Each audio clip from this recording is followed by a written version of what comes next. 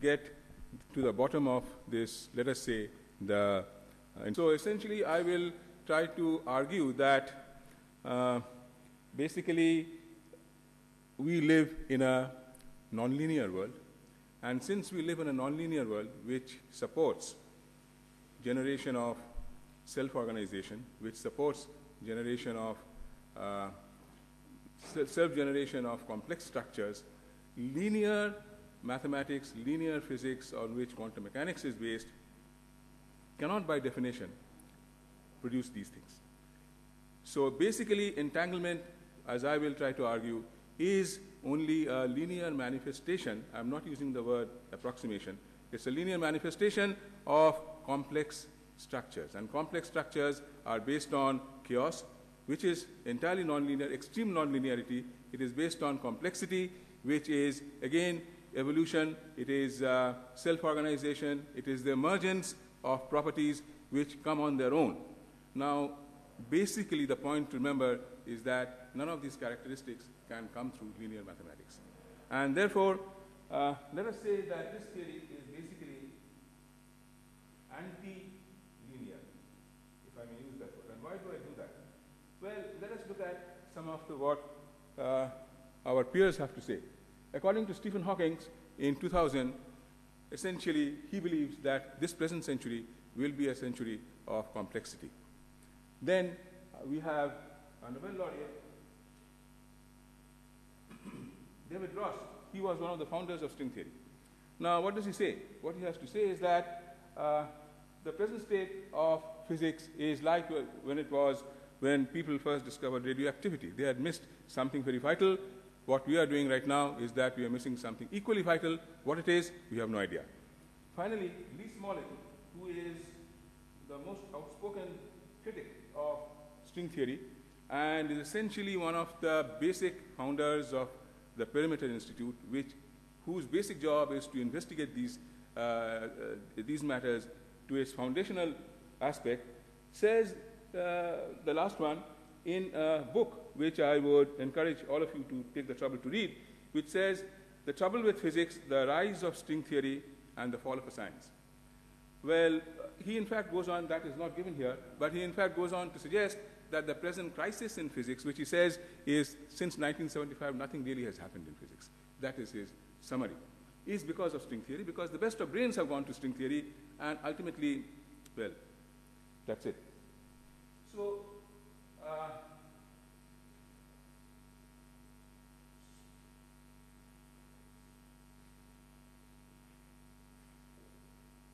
So, basically, we are talking about a different paradigm, a different language, a different mathematics. And from this different mathematics will evolve a different physics and therefore a different interpretation of this physics. What is this different mathematics? It is anti-differential equation, because differential equations essentially lead to continuity.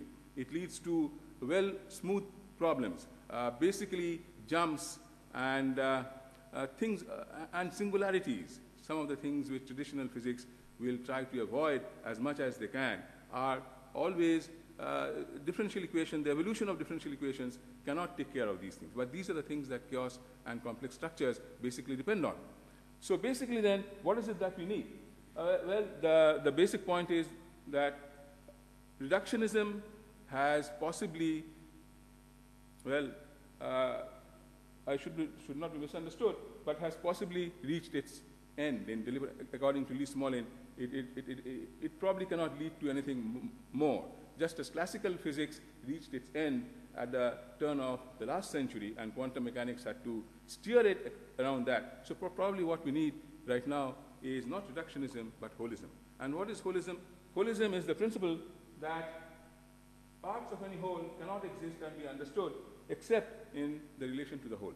And this, by definition, this entirety of things evolving on their own, structures, life as we experience it. Why are we all here? Second law of thermodynamics would have suggested, and it in fact demands, that order should not exist. But then we are examples of order existing, very much so. So what happens? Has the second law been defeated?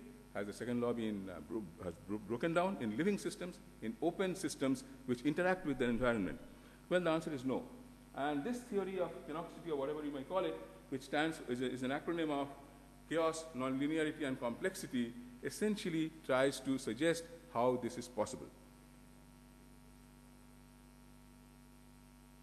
Okay, I think I will skip all of this because this is a huge thing which I do not want to go through. But this essentially summarizes the reductionist versus holistic methodology. And as you can see from here, that in holism, what we look at is a synthesis, the last one, the synthesis as compared to the analysis. Analysis means you break it down, you reduce it to its parts, and then you study the parts, and then when you have studied the parts as best as you could, put them together, you get the whole. That is not what happens. That is not what life is all about. All of us have approximately some 210 organs, but all of us are different. If it was not so, if there were no holism, if it was all reductionism, then all of us would have been identical. Okay, now again I can get rid of this. And I don't think that because we are going to ultimately spend a good part of our time on looking at the issues which are concerned us here in this symposium, in this conference, that of entanglement through the eye of this holistic canonicity approach. So then basically what does it try to do? It deals with difference equations. Its basic structure is difference equation and not differential equation. What is the big difference does it make? It makes all the difference because difference equations iterate, it evolves. At a particular time, it evolves on what was the immediately prior to that. And this word prior I'm using in the strict mathematical sense, following and preceding and all that sort of thing. So basically, unlike differential equations, if I give you the initial condition now, it will evolve according to that initial condition till whatever time you want it to evolve to without any interaction, basically without any interaction. Whereas this essentially takes into account all the interaction that appears of the system and its environment, and thereby basically is able to lead to emergence of new properties, which is what this entire thing is about. So again, I think I will skip all this. Now, essentially, this theory is not metric space based; it is topological based. Now, what is topology here? Topology here essentially in terms of topologies, which are basically given in the properties T1, T2, T3. And what we are basically interested in is the idea of convergence, because evolution is an idea of convergence. The things are evolving, and ultimately they are showing up in a certain form, which is a result of evolution, which is a result of convergence to a certain well-defined structure. Now, in all this, you have to realize that something that has not been mentioned so far, at least I have not heard it in the lectures that we have been hearing, that is the second law of thermodynamics. It is the supreme law, as far as some people would have us believe. In fact,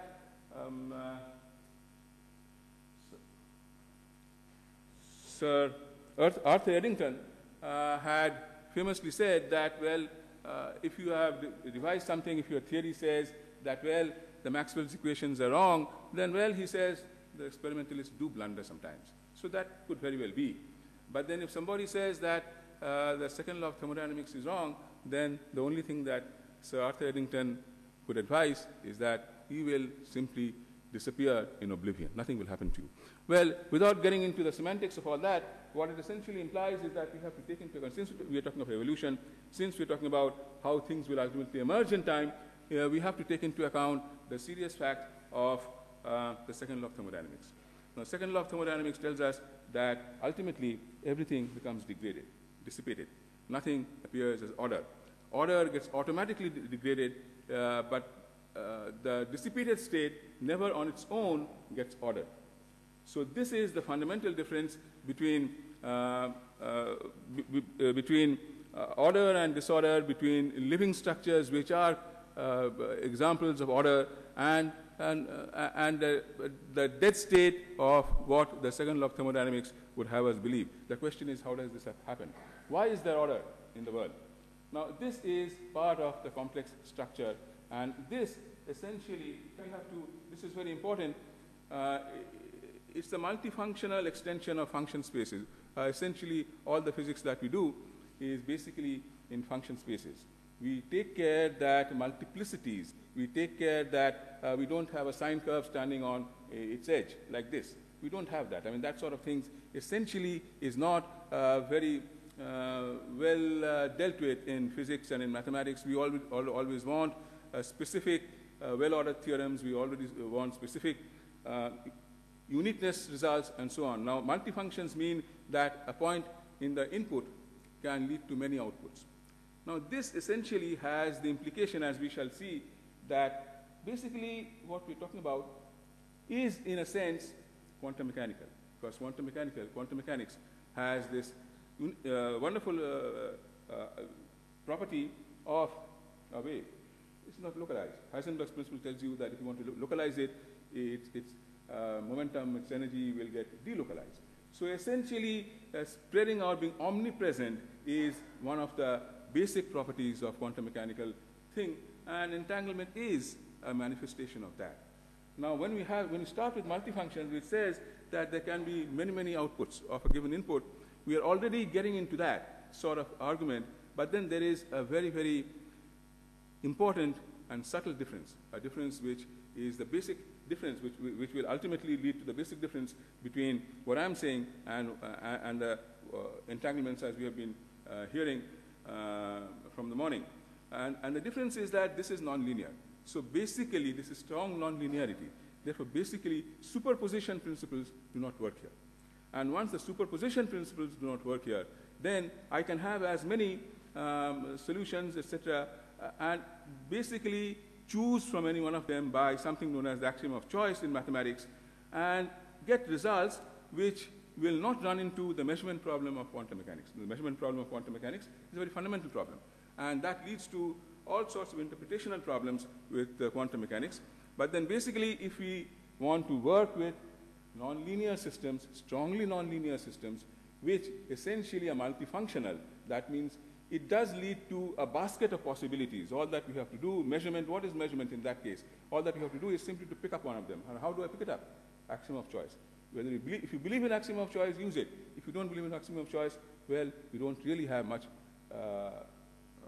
you cannot do much about it. Okay, so this multifunctional and this space, the multifunctional space, has been shown to be essentially an extension of functional space. So basically then, what we get into is, let me quickly skip all this and get into this concept of a negative world. Now, what is this negative world? The negative world is, think of it, without going into the details, think of it as the negative reals and the positive reals. The negative reals are the negative numbers. Now, if the negative reals did not exist, then essentially the real line would be incomplete. Mathematically, it would be incomplete. And you would only increase. You would go from 4 to 5, 5 to 6, but you would never be able to come back to 4 because the negative numbers do not exist. So basically, the negative world is a product of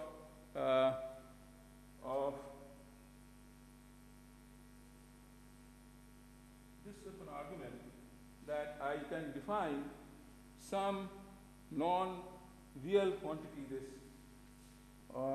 Actually, I have defined a space W which, for every W in the real W, let us call this the real numbers, I define something whose union gives me essentially 0, the empty set. Now, this never happens in the real case. There's nothing which I cannot have a set and take one element from that set and take another element from another set, take the union and make it phi, the empty set. That doesn't happen. But then, just like the reals, I cannot have 4 plus 2 less than either 4 or 2 unless I take 2 from the negative. So similarly, I define a negative space which is denoted by these script letters and define the union of the real and the non-real as this.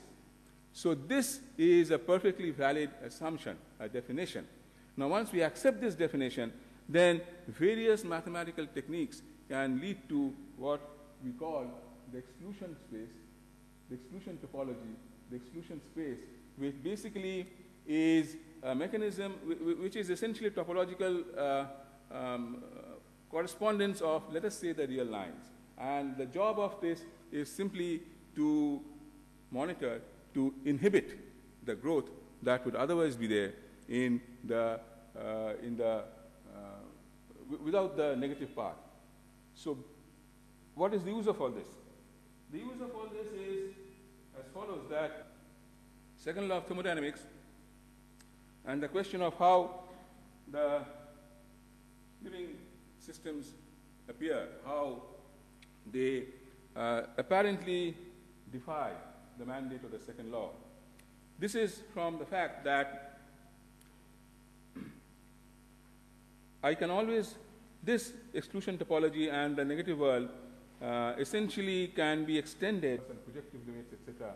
But then when I translate all these ideas to the thermodynamics, these two now, if I want to look at it from what we understand materially, essentially becomes a coupling of a pump and an engine. The engine is the stuff which degrades. It is the dissipation, expansion. What we need to have order is a component of compression. And that compression is through a pump. How does this happen? This is where complex structures come in. This is automatically generated by the system. Nobody does it. It simply happens on its own. That is where the complex structures come in. That is where emergence comes in. Emergence, nobody, it is not programmed. It happens on its own. So this entire thing essentially can be put in a complete thermodynamic language, work that you get, the maximum work that you get.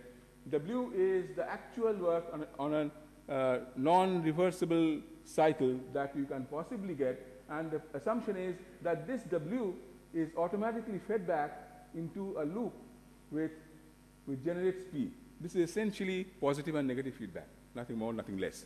But we are now trying to adapt all this to a particular holistic character of how it happens, and suggesting that this is how the open thermodynamic systems, in fact, a macroscopic property which has to be explained, which has to, because it is one of the intensive properties, and essentially you have to basically figure out what is the role of temperature in all this.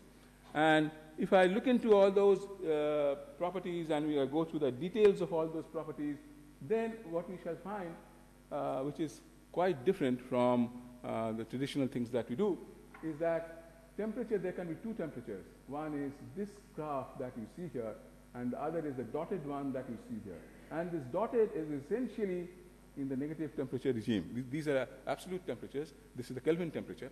And therefore, having negative temperatures is simply not the rule of the game. You don't have negative temperatures. You don't even have zero temperatures. You cannot get even close to it. And that is where the Bose-Einstein condensation, etc., comes in. So basically, this theory leads to two temperatures. One is this is our real world. This is what happens, and generates the negative world. And now what is the complex structure? The complex structure is that these two act together. I mean, once they have been generated on their own, they act together and they produce whatever we see. Now, what does all this have to do with quantum mechanics? Well, the following. What it has to do with quantum mechanics is that basically this part that we see here, let us not go into the details, is essentially what is chaos, what we call chaos.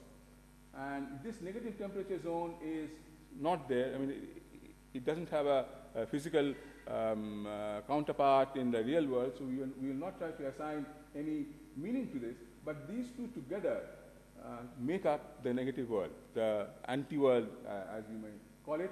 And basically, what happens is that this negative world, so basically, in these two temperatures, I can now take Tc as a variable. keep TH constant, if I keep TH constant, I mean, there are reasons why I'm saying that TC is a variable and TH is a constant. TH is the higher temperature. Think of the higher temperature and the lower temperature and an engine running between the two. Essentially, this is the same sort of thing. But then, basically, now I hold the TH constant, and there are reasons why I'm holding TH constant, and allowing TC to change. If TC changes, that's the lower temperature, so it can go how low? At the most 0, because this is the real temperature. This is not the negative temperature. And how high can it go? It can go, TC can be TH. Why not? Let it go TH and see what happens to the equations. And let it go beyond, in excess of TH, be larger than TH. Then what will happen if you go through the exercise properly, then what you will find, they join together. And they form one entire, and this completely forms the negative world, and the real world TH goes from 0 to infinity. Now, obviously, they have a boundary. T equal to 0 is the boundary. What happens at that boundary? Well, we have arguments to show that that boundary basically corresponds to the quantum mechanical description as we understand it. And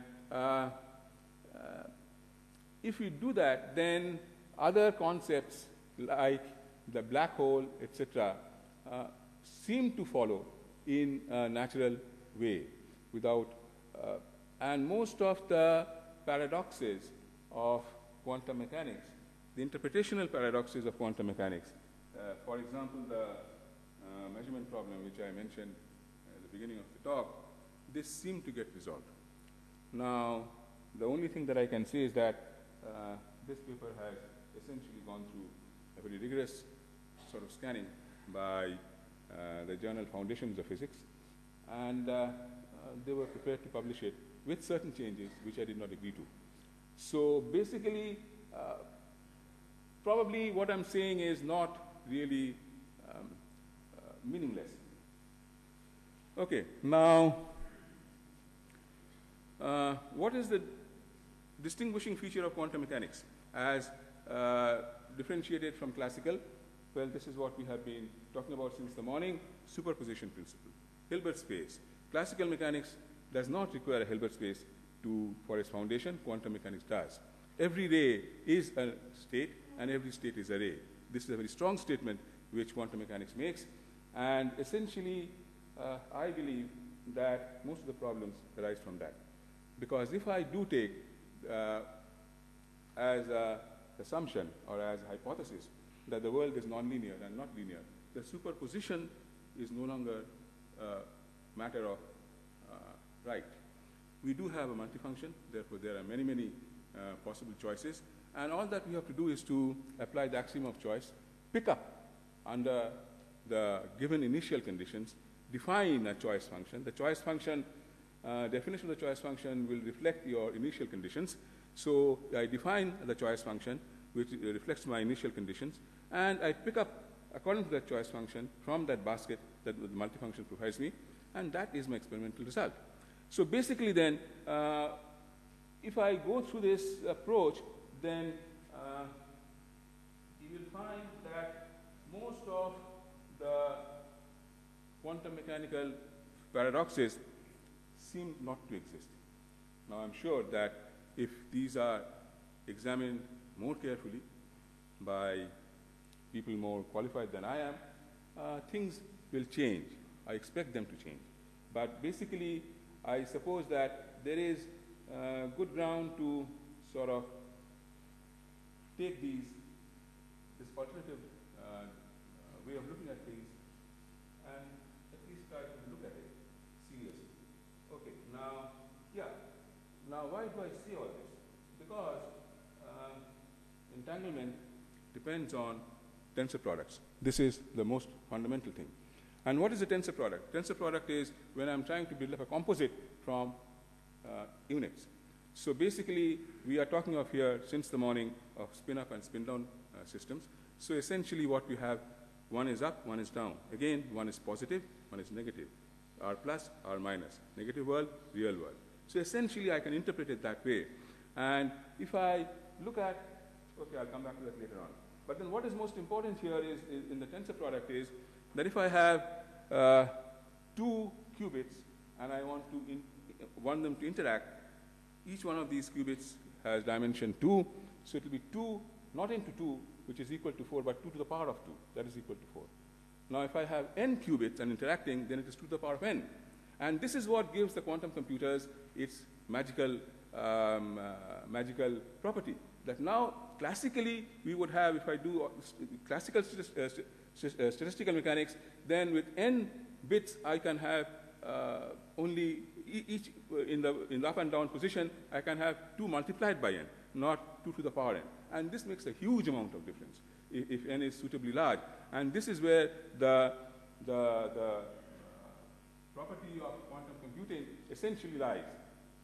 Because after all, you're writing down the tensor product of 2 matrices, a linear construct, as another matrix of power n squared when we are talking of 2. I mean, n such matrices being put together, spin down. Now, this is the qubit.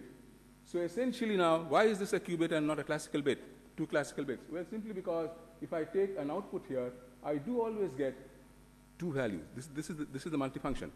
So essentially, one output gives rise to more than one input. That is basically the property that we are trying to use here. And then, since this is a function, then what we do, we take it as equation fx is equal to lambda x on 1 minus x and iterate. What does iteration mean? Evolution in time. But this is an evolution in time, not as a differential equation. But then if this is f1, or if this is f, then the next one is I replace this x by the previous f. Then in the next time evolution, I replace this x by fx. So that becomes f3x. So basically then, at each instant of time, it is depending on immediate predecessor. This is what brings about the fundamental change in the properties. And this fundamental change is shown here in these diagrams. Depending on the value of lambda, this qubit, let me use that language, if iterated to infinite time, that means allowed to evolve infinitely, will give rise to this, the horizontal, I mean this structure that you see here. This structure that you see here. This complete structure, 1, 2, 3, 4, and this entire thing that you see here. And this structure if lambda is sufficiently large. And this structure if lambda is different. And this is essentially what happens in this sort of game. This is the equivalent of the entangled states. Okay? Because now in this particular case, if I look at this as the 2-qubit entangled state, then what we have is that the ultimate object here, or the ultimate object there, basically is an entity in itself. And this is a complex structure, this is a complex evolved structure. You cannot, by definition, remove any one of the constituents of that complex structure. And what are those constituents? The constituents here are these points which are marked with solid dots. These are the unstable points, unstable fixed points of the entire process of iteration. These correspond to, this, you see, this is, I can see here 1, 2, 3, and 4, a 4-tiered structure. Here I can see 1 and 2, 2-tiered structure. So this is 2 to the power 1, this is 2 to the power 2, this is essentially 2 to the power infinity. What happened? This is full chaos. Oh no, yeah, this is full chaos. This is at 3.57, you get into the region of full chaos. Now, the basic point is that this is my macro structure, and these 4 unstable fixed points, these 2 unstable fixed points, they are the micro structure. So essentially now I'm trying to correlate the Boltzmann entropy relation, S is equal to K log W. So what is the, in this particular case, what is W? What is the number of microstates? There are 4, 1, 2, 3, 4. And what is the macro state? This entire structure that you see here. I cannot remove any one of these fixed points without the entire system collapsing, without the entire complex structure which has been developed collapsing. Now witness this to partial tracing in the theory of entanglement. You do get significant information, in fact all the information, by partially tracing over one of the variables. So basically, and that is a valid way of doing things. But now here in this particular case, you just cannot do that, because if you try to remove any one of these particles, then the entire structure is going to collapse. Complex structures do not allow that freedom. Obviously, that is also up. So that is how the entire thing goes. Now, decomposition. And the Smith decomposition guarantees that such a entangled state can be in which the entanglement is expressed. So in our basis states. And from this, we get into the mixed states, from which we are getting the individual S is one qubit, E is the other. So we put them together and get this SE. But then by partially tracing, we recover each one of these, each one of them separately. And one important part is that this index R remains the same in both cases. So basically, this is forbidden by what I have just described. So in the way that we want to argue, complex non-locality is a much stronger form of entanglement than quantum non-locality. Complex holism, let me put it that way. What we have just described is complex holism. Complex holism is a much stronger form of entanglement than quantum non-locality. And this can have serious repercussions on quantum computing as we understand it. Because decoherence is, I think, please correct me if I'm wrong, the experts in this field, decoherence, I think, is one of the most troubling factors of quantum computing, because with decoherence, the entanglement gets destroyed, and thereby the power of 2 to the power n gets destroyed. So essentially, but such a thing, as I said, since it cannot happen here, should not be a problem if this is what is happening as compared to the... Professor Sengupta, sorry to interfere, but I think for the benefit of the students, at least, it would be nice if you could kindly tell what, like, in case of quantum mechanics, we typically solve Schrodinger's equation or the nonlinear form of the Schrodinger equation. Or we go and solve linear algebra in terms of doing density matrix evolutions, which are Liouville forms of the differential equations. What is the exact mathematical form or the model that you are solving? If you could kindly tell that to the students, it would be really helpful. What is the mathematical form of the model? I do not think we are considering any model here. This is a very general prescription. So we are not considering any model whatsoever. All that we're trying to say is that if an open thermodynamic system has to exist thermodynamically, that means in defiance of what the second law tries to tell us, then this is how it happens. And these structures that I have shown, which I was trying to get to, these structures that we have shown, they are this engine and the pump, this the negative world and the positive world. They get together and produce this thing. Okay, now to answer your question, maybe I can... Okay, I was trying to get to this. Now you see this entire, these two that I said is is responsible for the negative world, and this is the positive, the world that we are in. These can ultimately be used very judiciously.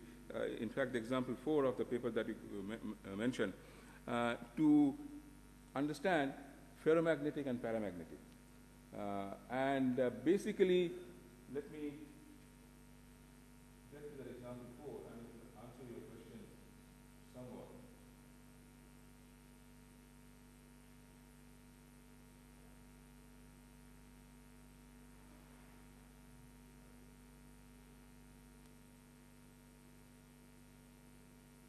This is it. Okay, now, you see, this is the picture that we have here is essentially obtained by considering the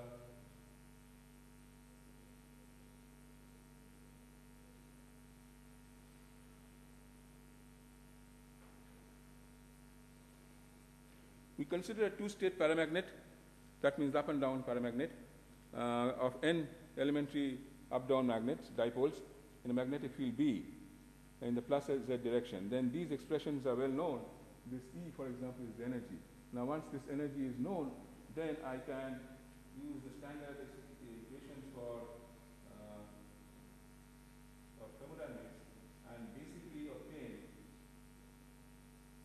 this graph of the specific heat, this graph of the temperature, which has a discontinuity at energy equal to 0. Negative energies are the bound states, this positive energy are the non-bound states, and I can have expression, a diagram for the entropy also. Now the entropy plays a very significant role. In fact, what happens is that if I look into the ferromagnet transition, then this is supposed to happen at the critical temperature by a second order phase transition, basically. Now, how does this happen in this particular case? I'm not very clear about that. But basically, I do think that such a thing is taking place. I'm trying to work on it right now as to how the second order phase transition comes in. But a very important role is played by the T equal to 0 temperature. That's a very, very important thing.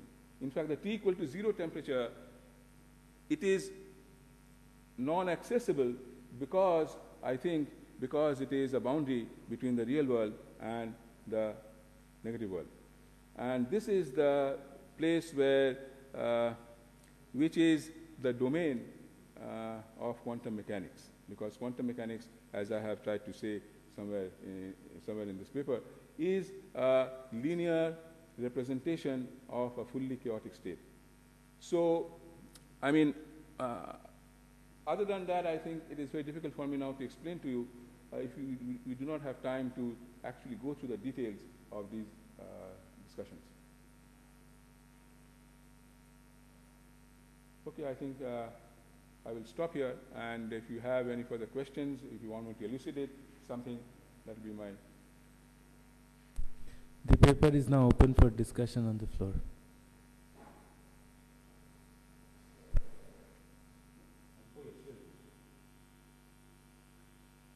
You see, this particular figure, if you open up any book on chaos theory, you will find this figure,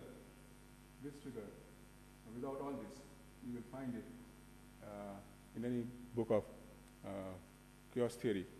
And this is supposed to be the period doubling bifurcations.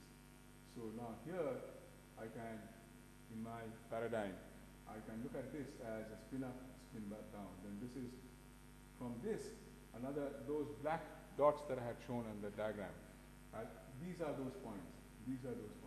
So again, there is one spin up, one spin down, one spin up, one spin down. And ultimately, when you get to this parameter lambda, remember I showed you a lot of diagrams with different lambda values. So at this lambda star, it gets into the chaotic region. Now that is what you will find in any book. Now these few lines here are basically according to what we are talking about. And this T, alpha, iota, this iota is the reversibility constant which I had shown, and this T is the temperature. So basically what happens, because through equivalence classes, which is very important here, equivalence classes generated by the multifunctional mappings, basically what happens is that the temperature T equal to plus infinity and T equal to minus infinity get mapped onto each other. We can think of putting them round, okay? So plus infinity or plus or minus, putting them round and making them meet. So that is what happens. T equal to plus infinity equal to minus infinity. That is how this T equal to plus minus infinity appears. Now this thing that you see here is essentially this entire region. What I have stated is that this region is the quantum mechanical region. Now why do I say that? Because I do have something, power laws, power laws, the Zipf's law, and these are very, very standard things that one talks about in all these things. You try to see whether a particular law, a particular theory which you are describing can be described by something like x to the power n. N is not an integer, that is the fractal dimension and so on and so forth. So if that is possible, in this case we show that that is indeed possible, then this thing in this region, what happens is that that n, let us say, starts increasing from 0 to 1 here at this point where it becomes entirely chaotic, and then as it crosses, it drops to 0. There's a sudden jump from 0, from 1, which is gets here to 0 just as it crosses. Lambda star minus the parameter chi, that is the end that I was talking about, is 1 at lambda star plus the value of chi is 0. Now, whenever there is such a jump in some physical parameter, that signals the birth of some new unexpected characteristic. And what happens is that in this entire region of chaotic region, which are these lines, these are windows, let us not get into the details of that. In this entire region, the value of chi remains 0, it does not change. And then as it goes beyond 4, it suddenly becomes 1 again.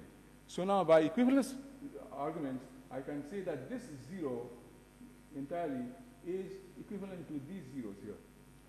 So now when something, you see what happened is, if I again get back, fx is equal to x to the power chi, let us suppose.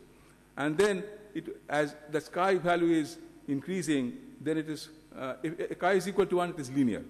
If chi is less than 1 but more than 0, then it is nonlinear. As it is approaching 0, then it is the most nonlinear. Okay, it gets into a multifunction.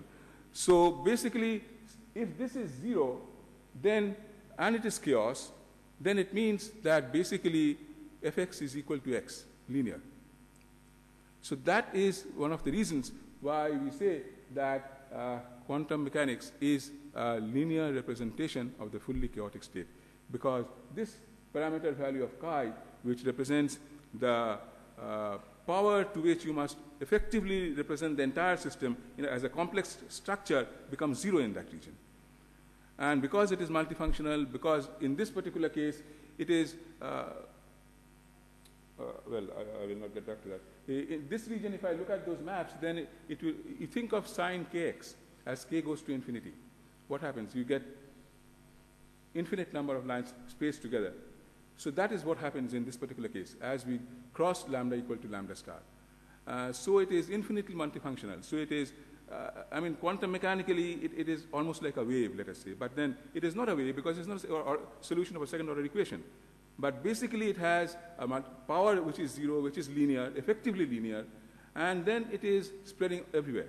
Because I take one point in sine kx going to infinity on the y-axis, I get infinite number of points. So this is how we conclude that quantum mechanics is an effective representation, not an approximation, I again repeat, of the fully chaotic state.